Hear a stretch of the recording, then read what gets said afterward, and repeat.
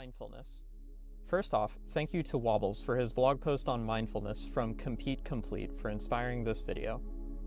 I'm not 100% sure if there's a universally agreed upon definition for it, but I kind of like Wikipedia's. From the mindfulness article, the practice of mindfulness involves being aware, moment to moment, of one's subjective conscious experience from a first-person perspective. Let's break this down. Step 1. Being aware, moment to moment.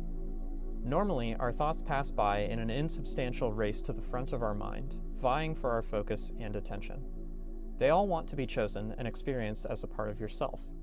Becoming aware of this process can quickly overwhelm you, though it's an important first step. Step 2. Subjective conscious experience. The key word here being subjective. It indicates that your experience is what you make of it. When you feel angry, you could punch a hole in the wall, or you could use it as motivation to practice. You are the one who decides how to interpret your conscious experience. Step 3. First-person perspective. What are we, if not our thoughts?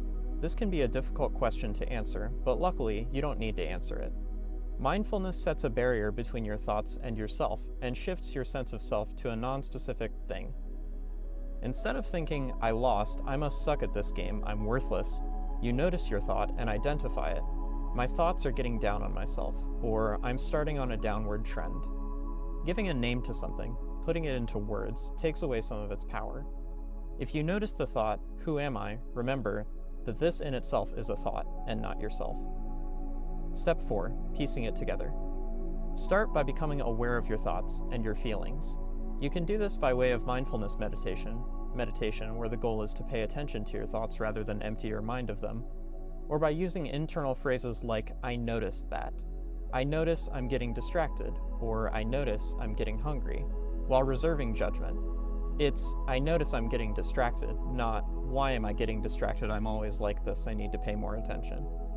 Next, remember that your experience is subjective and is what you make of it. Things don't need to be judged as good or bad, they can simply be. The goal is to pay attention, not to decide what should or shouldn't be. Finally, don't get lost in your thoughts, and remember that you are not them. What or who you are is a decision that you can make on your own. Step 5. How does this apply to Melee?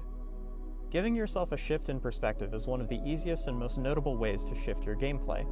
Your thoughts are like a song that happens in sync with your play. If you change your thoughts, your gameplay will change as well.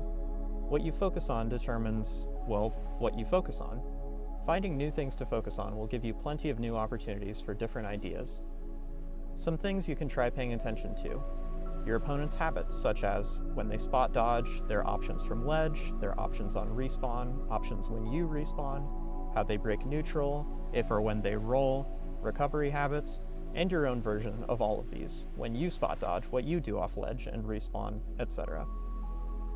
Thank you for watching this video, and I'd like to thank all of my patrons for making it possible.